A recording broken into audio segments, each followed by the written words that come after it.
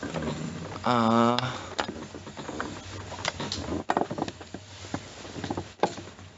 on a second.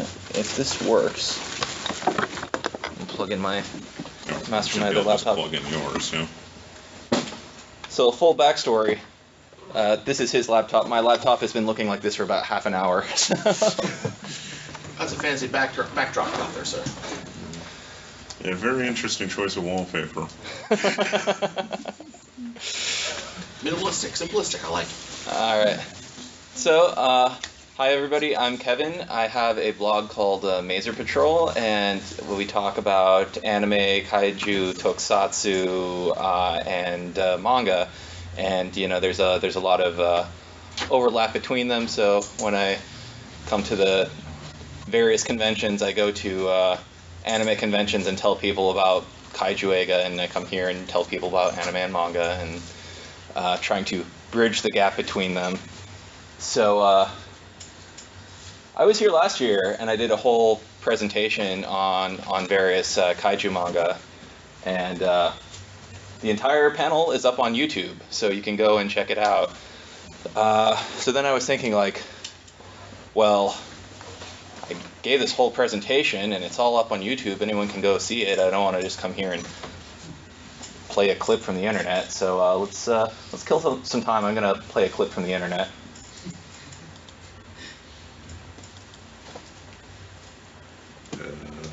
QuickTime not available. The internet connection here sucks. I had this downloaded, but it might be confused by being on a different computer. Ooh. Oh well. So basically, in this clip, you have a monster rampaging. This is in episode 50 of Ultraman Taro. And this young lady comes out and she attacks the monster using volleyball. And the monster and she throw the volleyball back and forth over and over and over again. And this scene seems a little bit strange. Like, why would they do this? Well, turns out there was a TV drama on around the same time called Sanwa V. And Sanwa V is based on a popular manga, and the actress that comes on and plays volleyball against the kaiju is the same actress that was the lead in Sanwa V. And later in the episode, the monster turns into a giant volleyball, and Ultraman Taro has to, you know, spike it back and forth as well. So it's some goofy stuff. I mean, you're not going to see, you know, this is Ultraman. Ultraman's crazy pants. You're not going to see Godzilla playing volleyball against a manga character. Now, he might play soccer or baseball or basketball against comic book characters, but he is not going to be playing volleyball again. Oh. Okay, never mind that. So, I have a quick question. Sure. So, when was the earliest iteration of using sports as conflict resolution for media in Japan? Is this the earliest example, or are there some that have come earlier? Because that's why we get a lot more modern stuff with a lot of, like, using children's card games to settle disputes where the police should be involved, kind of thing. Yeah. So it was really big in the 70s because you had series like the tennis series Aim for the Ace, and you know, various baseball series like Stars of the Giants and stuff like that. And I want to say even going back further, but I'm not as entrenched in the older manga. So, like, I've seen covers from the 60s that have, like, sumo wrestling manga on them, and I don't know the titles off the top of my head. But yeah, definitely since the 70s, like, sports anime were a big thing in the 70s, and most of them were based on manga. So obviously this is from last year when Shin Godzilla was coming out. This is from Haikyuu, which is really popular sports, you know, volleyball manga. It is only this sort of like dream sequence that he plays volleyball against Godzilla, though, so it's not like a whole series. So you might notice I got little things up in the corner there. One is an age rating and one is an availability, whether something's available only in Japan or if it's available in English. So today we're loosely going to talk about some stuff. A lot of this is going to be sort of retreads, but I'm going to expand some of the stuff that we covered last time. If you need to catch up, it is on YouTube, so I'm going to try to put this one up on YouTube afterwards also. So we're going to talk about a handful of significant manga artists, as well as some of the big franchises, and this time we're going to also talk about fan comics. We didn't really talk about fan comics last time. So yeah, quick glossary. American flag means it will be available for purchase in the US in English. Japanese flag, not available in English. And then I tried to do a rough, sort of age discrimination thing, so, nobody buys anything too sketchy for their 4-year-old. So as a quick primer for anyone who is not familiar, manga is a term for Japanese comics. And the format in which they're sold in Japan is usually a little bit different from the way that it's sold in the US. They'll have a single author as opposed to switching out authors every few issues. They'll have, a limited duration generally because of that, because you can't have one author, start Superman in 1938 and still be doing it today. And because it is sort of a smaller team, it's usually black and white, and they're weekly issues instead of monthly issues for the most part. Some are monthly, and they're in these big brick-like anthologies. So you buy, one magazine that has 30 titles in it, and manga is big business in Japan. Like a third of books sold in Japan are manga, so it covers the entire spectrum of every possible subject you can imagine. Are there manga about chess? Yes. Are there manga about the stock market? Yes. So of course, there's lots of kaiju stuff, and we talked about that a little bit last time. To give an idea of how big of business manga is, a lot of times when movies come out in Japan, they get manga artists to do manga-style posters for those movies to promote them along with the regular movie posters. So here we have Mothra vs. Godzilla by Leiji Matsumoto, Katsuya Terada Pacific Rim poster, Masami, why am I forgetting his last name? The Saint Seiya, Masami Kuramada artist. That's one for Clash of the Titans, and Saint Seiya is all sort of based on Greek mythology, so of course they got him. And then Yusuke Murata's recent poster for the Power Rangers movie, which honestly I think looks better than the movie itself. Yep.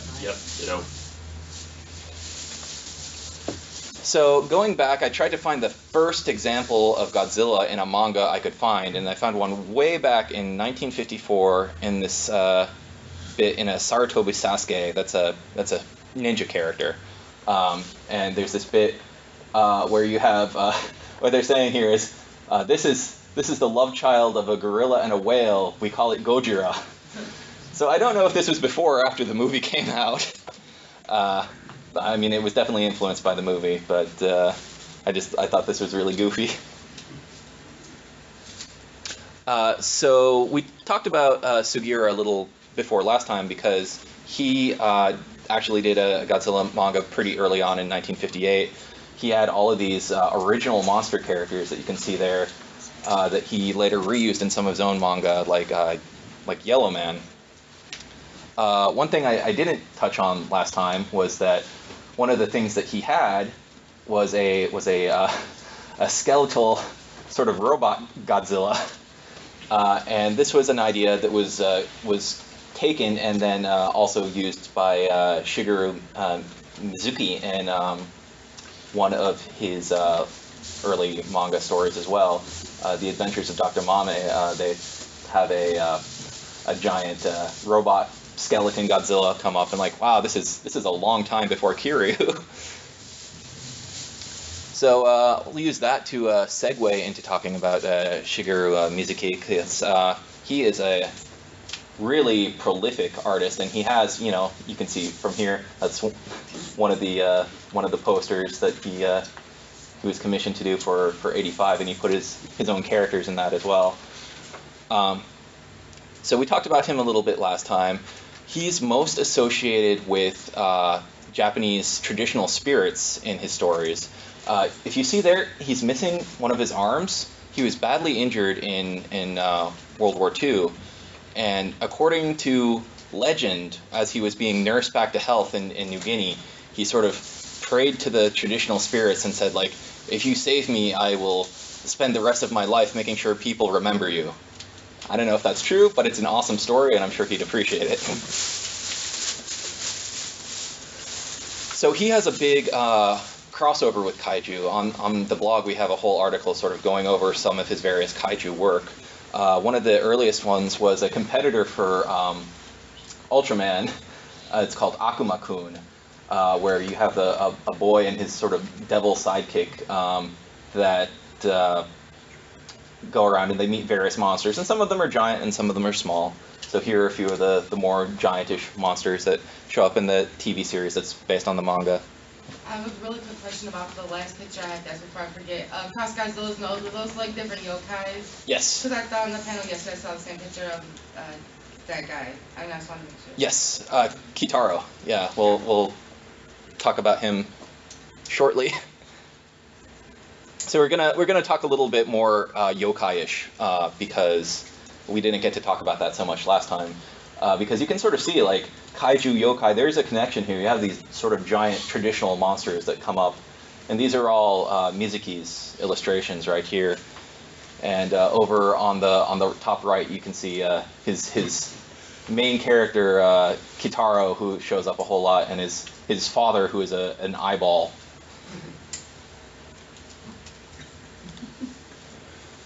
So one of the traditional yokai that Mizuki was responsible for reviving, you know, yokai were not talked about really so much before he came along and really put them on the spotlight, is this bird creature, the onmaraki. And there's an interesting thing because I've heard some conflicting stories. Everybody agrees that the onmaraki was an inspiration, you know, specifically his version for a very famous kaiju creature, Gigan. I've heard some accounts that say that he actually was directly involved with the design of Gigan. These mostly came up after he passed away, though, so it's really hard to confirm. He's not listed in the credits, but that whole movie is so comic booky anyway that maybe he was consulted. It's hard to say.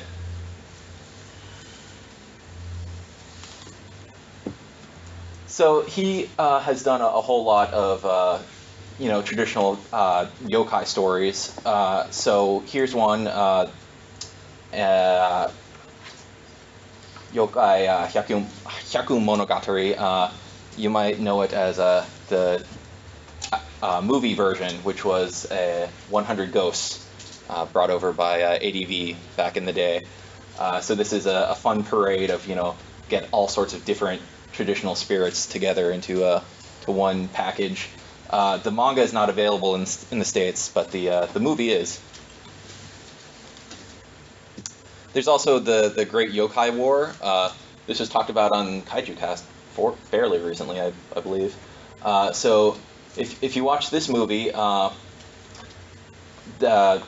Mizuki did a manga adaptation of it, but it's also largely based on his work, to the point where they actually put him in the movie in a cameo as the king of the yokai at the end.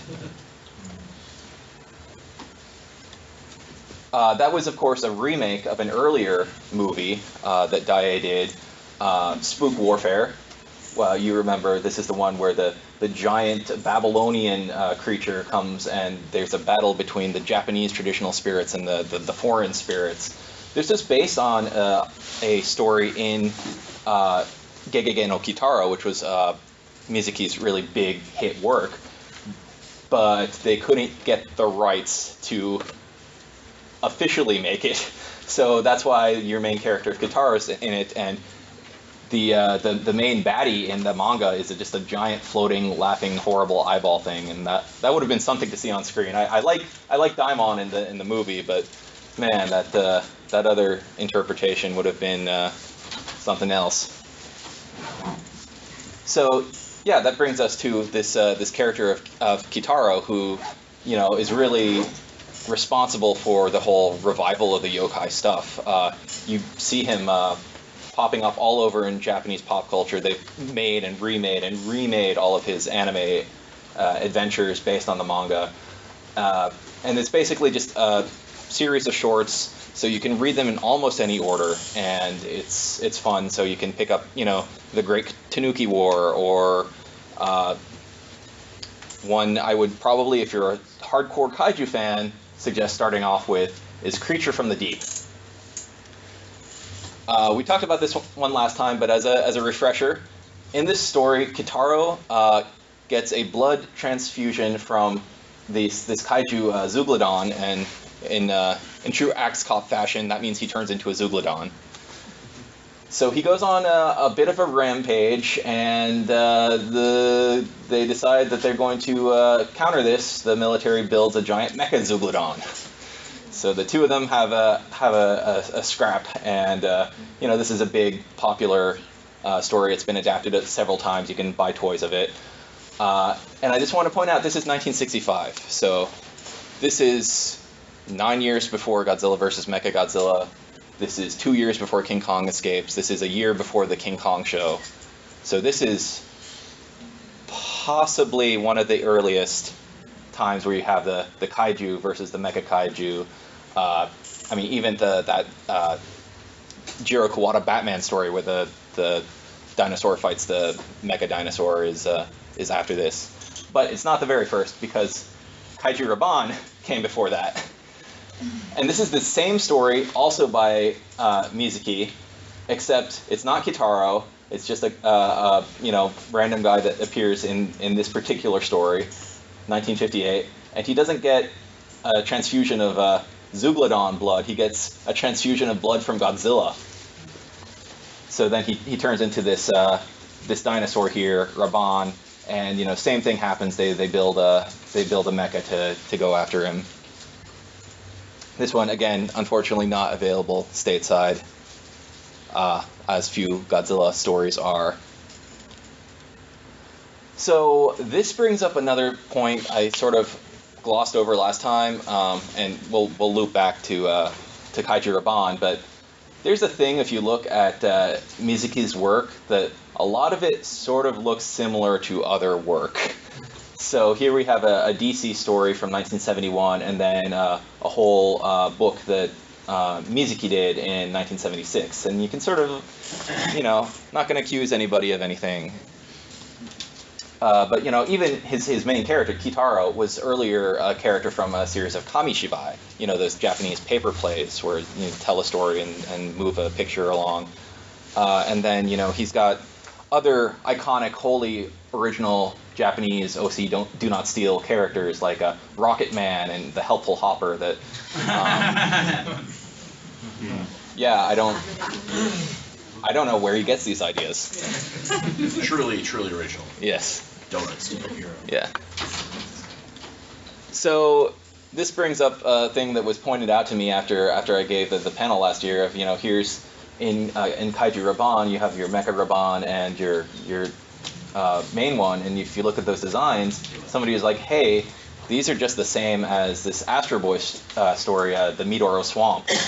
And yep, sure enough, yeah, you have these lizard people that look a lot like Raban, and you've got your giant robot that they make to represent them that, well, bears quite a resemblance. It's not exactly the same.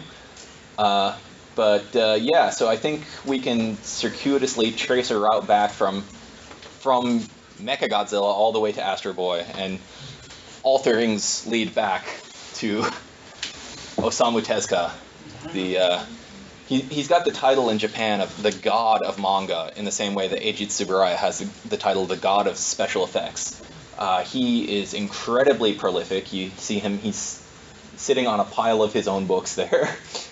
And is really just the guy that almost everyone in the current generation. What's up? Might it be accurate to say he's the Japanese equivalent of, say, a Stan Lee or a Jack Kirby? He would be if Stan Lee and Jack Kirby were also Walt Disney. Yeah, it's like that big. History combined. Yeah, because he, also the very first anime on TV was Astro Boy, so, big deal, and he's incredibly prolific, and touches up on some kaiju stuff also. He's doing a spoof of King Kong with one of his characters, the three-eyed one. Didn't get to talk about this one too much last time, but this is a fun monster manga that he has. It's called Dororo.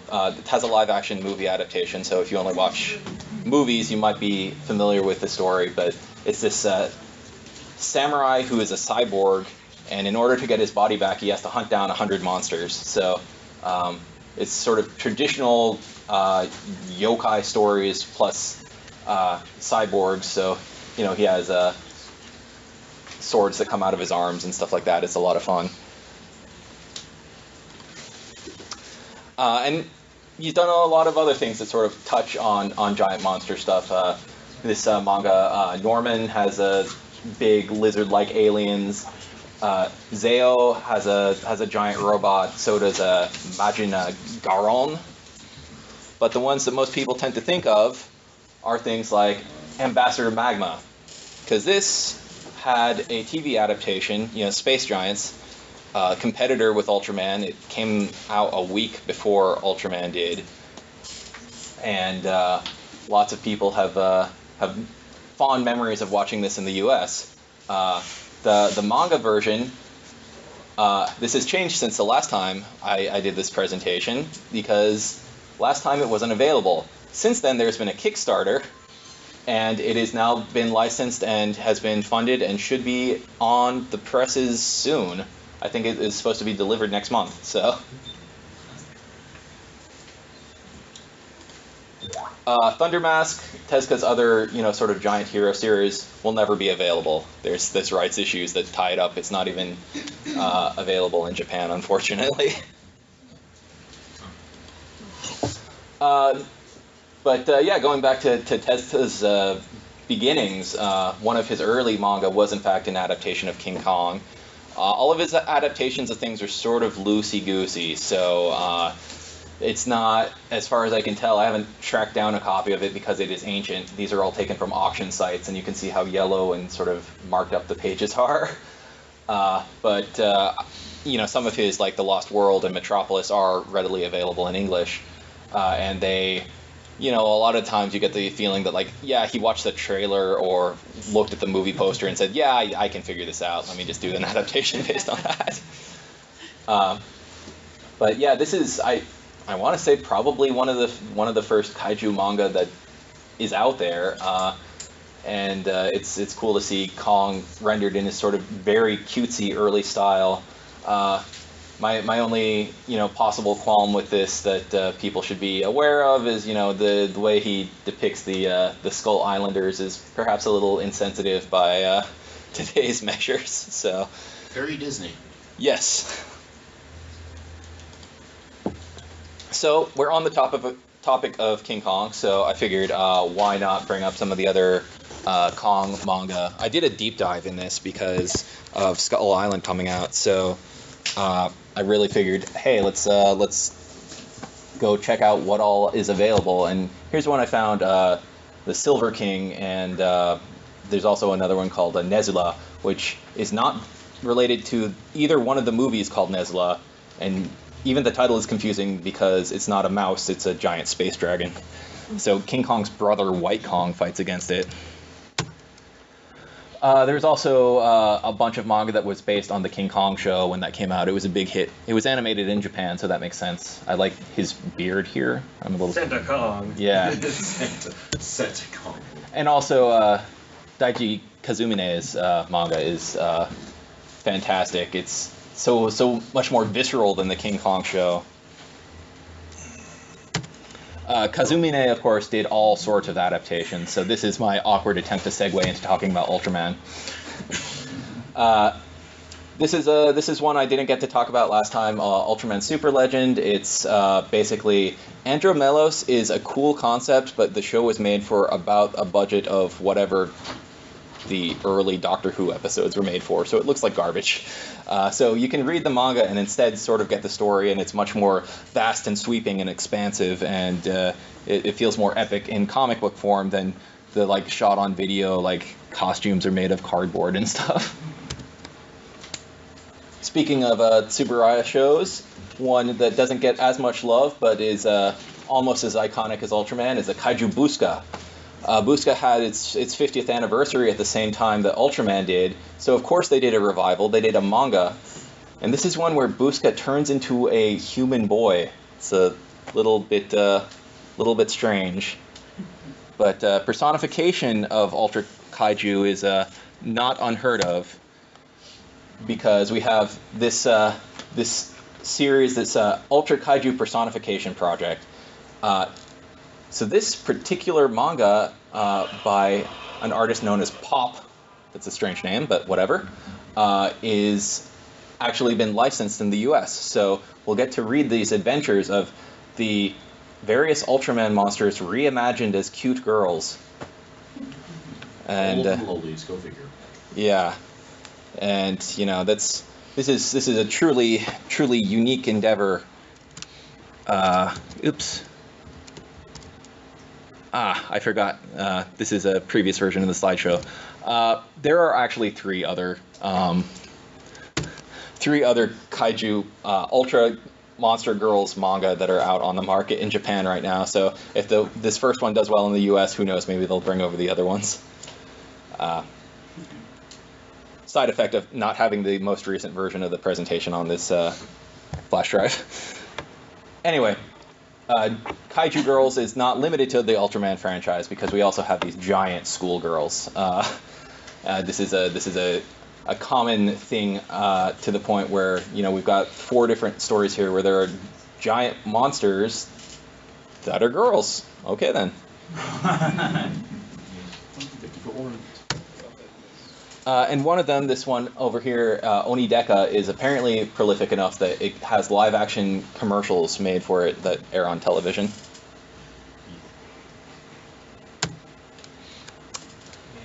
Another one that I mentioned last time that has since been licensed for U.S. distribution is Devilman. This is a Go Nagai's series. And basically, Devilman is a story of a boy who gets possessed by a demon at the time when many other people are getting possessed by a demon, but somehow he manages to control it and uses that power to go fight against other demons. The story gets really bleak at the end. It's if you are familiar with Neon Genesis Evangelion, it's one of the inspirations for that. So yeah, so hence the M in the corner. But it's great that it's finally been licensed for distribution in the U.S. And not only has it been licensed, but 2 of its sort of sequel spin-off remakes by other artists have also been licensed for distribution. So this is a fantastic one. In terms of giant monster action, there is a little bit. There's sometimes where they turn into giants, but not all the time. So if you're just in for a kaiju ride, probably the best way to go would be the anime version of this is a goofy title, Devilman Lady. So it's Devilman if it were a lady. So they should have just called it Devil Lady, but no. You're gonna have that brand recognition. Yeah. So it's Lady Deadpool before Lady Deadpool. Yeah. So Go Nagai has done a few different kaiju things, and actually this is one of his very first manga, is Chibiko Kaiju Yatamon, which was based on a TV show that was coming out to cash in on the kaiju boom.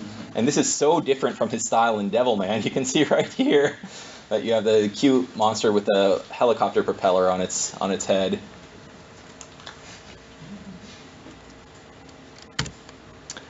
And then he also did this much more traditional giant monster manga called Garla in 76. And because it is a Go Nagai story, at the end there's a giant robot that shows up and fights against the monster, because Go Nagai is also one of the main factors behind the entire presence of robots in Japanese media.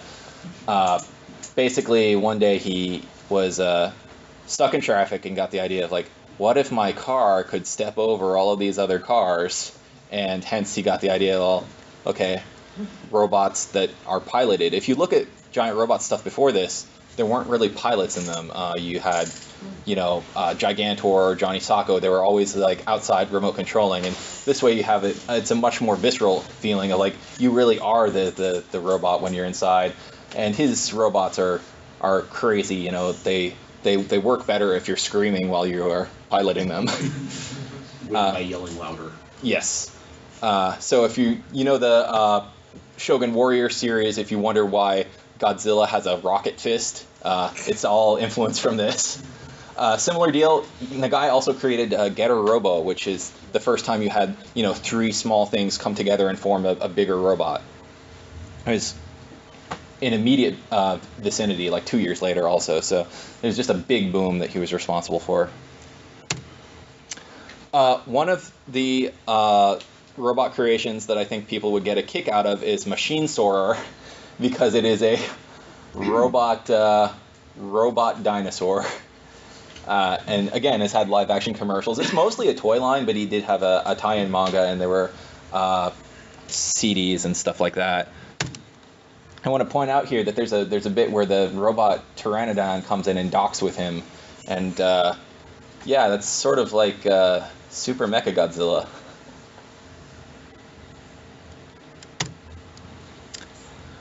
Another kaiju manga that is actually available in the States that I forgot to mention last time is Gojin by Yutaka Kondo. This is like Ultraman set in feudal samurai times. So you have, your giant monsters that come in Rampage and your giant hero, but it's all in the, I want to say Edo era. And I say 1995 ? Because I have those individual issues in English and I don't know when that came out in Japan. Haven't been able to find anything. If you recognize Kondo's art style, he did illustrate a book called Ninja Attack by Hiroko Yoda and Matt Alt, which just talks about various ninja things, which has some crossover here, because like you have Jiraiya, who can summon a giant toad. But he's probably more likely going to be recognized because he did the CD drama version of Gamera vs. Gara Sharp, the one Gamera movie that was never actually made into a movie. So somewhere you can maybe track that down. He also has done a lot of Godzilla fan comics. So you can see a sort of Godzilla versus Hedorah thing here. And this brings us into another area of discussion. Because after the panel last year, I sort of got a couple questions like, but what about this story? And like, what about the one where Godzilla's giant and has wings and fights the Ultraman monsters? And I didn't mention it because it is a fan comic. There's a whole market in Japan called doujinshi. And these are fan comics that are much more tolerated in Japan than they are stateside. There's a huge event called Comic Market. The year I went there, there were 530,000 people there. So it's not like a little underground thing. And you can get doujinshi on any sort of popular subject. So here are some examples. You might see various comics online, and a lot of them look professional, and that's because a lot of them are either made by artists who are trying to become professionals, getting experience, getting exposure through their fan comics, or are already professionals and just do these things for fun. And I guess if they have limited enough numbers and go into small enough print runs and don't have them available to the point where they can confuse the public, they sort of get a free pass and tolerated. So like who bought the Last Hope that Matt Frank did this year? Like that would be an example of a doujinshi. And again, a lot of these look pretty professional, and it can get a little confusing because, especially since so many Godzilla comics are really weird anyway, like you hear stories about what was that Godzilla comic where he went to North Korea? Like, that's something that in this case is a doujinshi, but could have been professionally made. Here's one where he fights the battleship Yamato from World. Star blazers. Yeah. Yes. And here's one where Lum from Urusei Yatsura is re-envisioned as Ultraman. So herein gets to a point where I went to some seedy parts of the internet, because there are some doujinshi out there. You got to be careful, because it's not always immediately apparent from looking at the cover of one of these things that they can be X-rated. And if you go to Comiket, there's going to be X-rated content all over the place. So you gotta look out. You know, the one on the far side is more obvious. It's U7X. There is a perfectly innocuous TV show called Ultraman X and a completely innocent one called Ultra 7X, but this is not it. Similarly, you know, this one has for adult only written in the corner, and this one has an R18. So, you know, if you're buying fan comics, always be careful if you don't want to see that stuff. So this brings us to a fan who really managed to make it work. This is Hurricane Ryu. You know him as an actor from the Heisei Godzilla series. You know, he was the Godzillasaurus and Batra and King Ghidorah. And he really cut his teeth doing manga. And last time we talked a little bit about he has a really crazy far out Godzilla story where all of the kaiju are sort of anthropomorphized. He has a story about his suit acting experience where he gets into a scuff with his senior, the Mr. Uejima. I don't know who that is. And this really hot-blooded Gamera manga that he did. But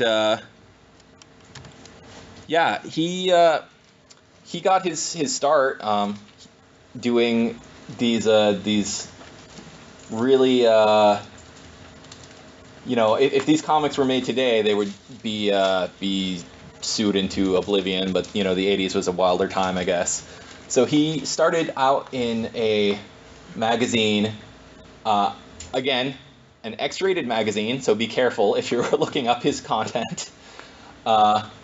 Doing a sci-fi spoof kung fu drama, basically, and he has all of these references to classic kaiju material in it, to the point that it was from this that he got the job doing storyboards on Godzilla vs. King Ghidorah, and from there got the job suit acting. So it's sort of a weird progression of things. But yeah, again, if you want to look up his work, be careful. You might see some of his proclivities that you might not have wanted to. Another doujinshi that came out last year, this is a tie-in to a manga by Kazuhiko Shimamoto. So, I don't know, has anyone seen the TV show Aoi Hono or Blue Blazes? Okay, one of you. Okay, so Shimamoto went to Osaka University of Arts along with Hideaki Anno, and the two of them were sort of rivals, and he has a whole story that is all about like how he's constantly trying to one-up Anno, and Anno is just styling on him the entire time. So this got made into a TV show that is absolutely phenomenal. I suggest everyone try it out. Even if you're only into kaiju stuff, there's some great kaiju stuff in there, because, you know, Anno made fan films, and then, you know, because it's a TV drama, you get all of this sort of behind the scenes of like what weirdos they are. So there's a great sequence that is they go out to the public bathhouse, and Hideaki Anno wants to reenact scenes from Ultra 7 in the bathtub with, you know, full grown men battling it in the public place. Yeah, so basically Shimamoto came out with a doujinshi just last year because Shin Godzilla blew him away, and he's like, man, I got to talk about how amazing this is, and it's, you know, also a tie-in to his TV show. But yeah, here's young man Ano there, as opposed to what he actually looks like now. But you can see Shinji Higuchi is also his tag-along sidekick.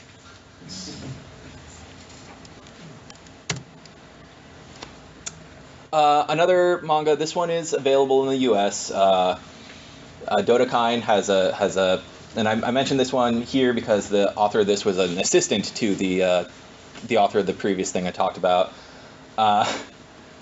Dodokain is about giant monsters that come in and start rampaging the earth. So of course they build a giant robot. And why build a robot that's as big as the monsters when you can build one that's much bigger? So they build one that's much bigger. Much bigger. Oh, punch the galaxy. Yeah. Oh. He's dead, Jim. Yeah. So is that country. The country's dead. Jim. That's what we call escalation. Overkill. Yeah. Well, that escalated.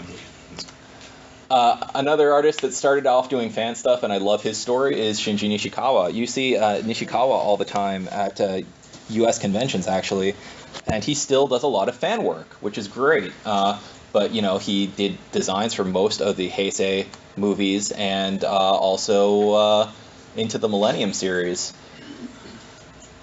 So it's funny because, you know, you have his official work and then you have his unofficial fan work, and it's hard to tell the difference between the two. So yeah, here are some of the fan stories that he did. I like this, you know, we talked about the Kaiju Girls earlier. Like, here's one of his fan works. It's Godzilla Gaiden. Gaiden is like side story, and it's all the characters sort of anthropomorphized. And then he also did the manga for Grand Caesars. He did an official Godzilla manga talking about sort of the behind the scenes of the series. And then one that we actually recently translated and put up on the website was a short story about Miss Kano from Godzilla vs. King Ghidorah. So in this story, you do have King Ghidorah and Biollante fight in outer space, and Biollante, you know, like when he absorbed Godzilla's beam, turned into more a Godzilla form. She. So in this one, she absorbs King Ghidorah's beam and turns more into a King Ghidorah type of thing. And it's a really funny, like, goofy story. He also has one called Mamoru Aori-chan, which also has lots of giant monsters in it. And he's got this sort of, like, slapsticky, comedic, cutesy style that is a lot of fun. And then when Shin Godzilla came out last year, he got an entirely new Godzilla manga that was serialized in Televikun. So yeah, again, it's cutesy and funny, and it's about this little Planet X invader whose plans are constantly thwarted, and then at the very end of the manga, as the big reveal, as they're escaping away, Shin Godzilla rises out and terrifies them. Another doujinshi that I think I really want to track this down, but it's impossible to find. I've looked all over online. Is Chikyu no Kaiju, and this is by Yusuke Murata and One. One is a webcomic artist that managed to get more and more popular to the point where his work was then adapted by a real comic artist and then put into several different television productions.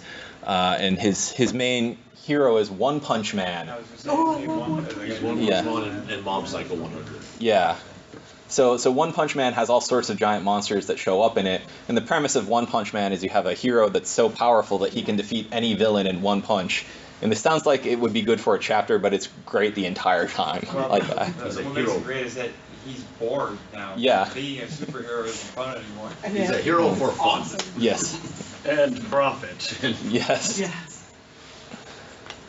So yeah, that's a good one. I would recommend checking it out.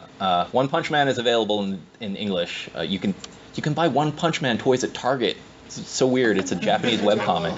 Yeah, they have line bags at Target. It's weird. So since we're talking about fans, this is another manga that came out recently. Inkai Surokoto Naku Jitsuru Shita Hibi. So basically, I know. and this is a pun because it's the translation would be something like productive days free of worry, but two of the words have been swapped out. You can see here with the words for Kaiju. So it's it has a giant monster thing in the title, and this is two girls who are in high school, and one of them is constantly dreaming about giant monsters.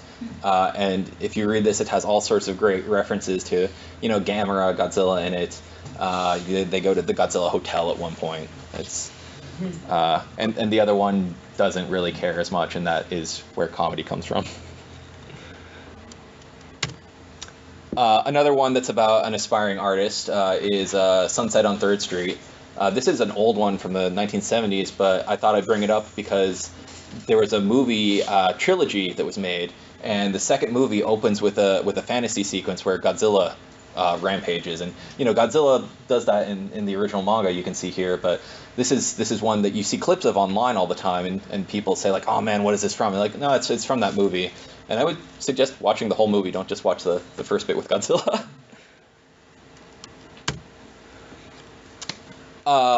Keeping along the lines of like high school clubs, there's one called the Monster Tamer Girls. I don't know much about this aside from the fact that it has been licensed for distribution in the US and should be coming out soon. So looking forward to that one. And then we got some more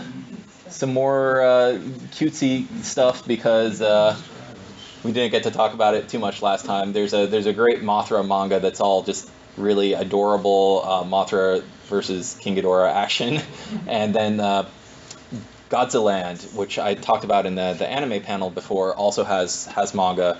This was a whole merchandise line for a while. I think these came out before the anime was a thing, and it's just Godzilla and his friends on Monster Island being adorable and having goofy adventures and being educational.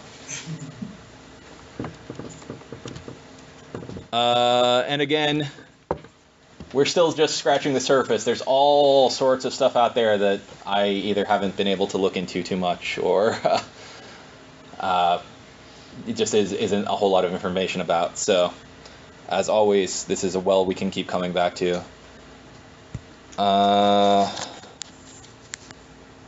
All right, we got a few minutes. Questions, thoughts? Would you consider Kinnikuman, or at least the early issues of Kinnikuman, to be like a kaiju? Yeah, Kinnikuman absolutely starts off as like an Ultraman parody. Exactly. Yeah, I mean, to the point where like even like Kinnikuman Nisei, like the main character's name is Mantaro because he's named after Ultraman Taro. Mm-hmm. So, but yeah, he like in the early ones he grows a whole lot, right? Yeah. Yeah. And then it becomes a wrestling comic, basically. Yeah, and yeah, that's one that I sort of wish that we got released in the U.S., but there's issues with one of the characters that might make that difficult. Yeah. There's a fan translation out there on the web, of course. That's what I read it all for. So. Right. I feel like I've heard about that. Does that have any connections to the Ultimate Muscle? This little guy. Yeah. Ultimate Muscle is the sequel to Kinnikuman. So when Kinnikuman was brought to the U.S., it was translated, like the toy line was brought over, the stories weren't.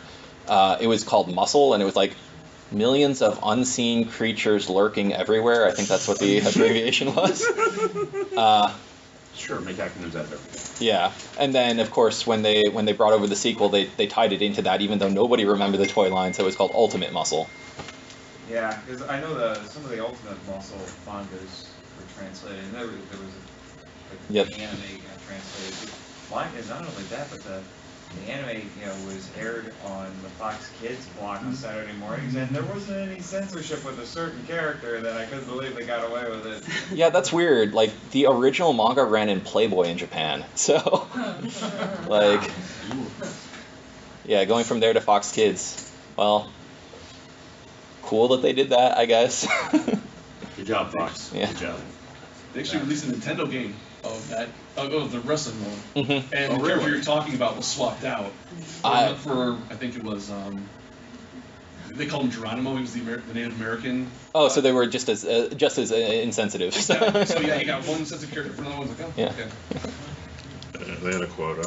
Yeah. I think that was one of the only anime where it didn't do very well in Japan. So they only ordered a second season because Foxbox actually wanted it. Really? Yeah, the Okay. second season of of that series was actually made to order for American audiences. Okay, so sort of like with Big O. Yeah. That's hilarious. It was much more popular here. I don't think I've ever heard a story like that. You know, Yeah, I mean, it's about wrestling. It's pretty I've heard about a few animes that called that, like the King Kong show that was commissioned in Japan, but they were for American audiences. And this Voltron did that. Go Lion was done Really? just for the U.S. Yeah, the second season was just for the U.S. Yeah. Huh. Because nobody in Japan cares about that series. You know, I have the Super Robot Encyclopedia, and they have like 2 pages for Transverse or Manzinger, and everybody else gets a quarter of a page, and Go Lion gets a postage stamp in the corner of 1 page. Meanwhile, here Voltron is huge. Yeah, I can only imagine what Japanese people think. I just want to ask about that, the Tezuka manga, the mask guy, I forget his name. Thunder Mask? Yeah. What are the licensing issues with Thunder Mask in Japan? Well, it was produced in conjunction with a TV studio because they were making the tokusatsu version at the same time, and I want to say that the studio went under, but I'm not 100% on that. But for some reason, like the character, nobody is sure who owns it, and because of that, they're not distributing it. So even the manga or the TV series, none of it's being released. The TV series is impossible. The manga was released at some point, so you can find older copies of it. But yeah, they're like really grainy recordings of certain episodes of the TV series. Yes. So they've been fan subbed. Someone is fan subbing Thunder Mask. But Yeah. yes, it looks like it's a 8th generation off of beta that somebody in the 70s took. So Yeah. it doesn't look good. But it's cool that some of it was spared, and that's keep recording stuff. Yeah. We have that one episode of Ultra 7 only because one person recorded it off of TNT in the US and one person recorded the audio in Japan, and they were able to splice the two together. Wow. Yeah. Yep. I just had a comment to make about the One Punch Man. It's available on Netflix if anybody's interested. I've seen I it. thought Yeah. it it is available on And look, Yeah, when I've I seen it. first saw it, the illustration on the outside, it just kind of was simple and interesting, but it's so good. The animation is great, the fight scenes are amazing, and of course the dialogue is awesome. That's what's It's around my really list. nice. I recommend it highly. Thank you. I thought I did scroll past that. Yeah. And if you want to see more of one's work, check out Mob Psycho 100. It's an interesting contrast between One Punch Man and the character of Mob. Really interesting dynamic there. Say it again, I'm sorry. It's Mob Psycho 100. Thank you. It's on Crunchyroll as well. Oh, good, okay. Both of them are. So Netflix or Crunchyroll if you've got it. Okay. Yeah, one thing I forgot to bring up about Hurricane Ryu actually was he did all of those concept art things, those black and white, so you see like King Kong fighting Ebirah or like the King Ghidorah's counterattack, those art pieces, those are all done by him. So for people that went to the Lost Godzilla stuff yesterday.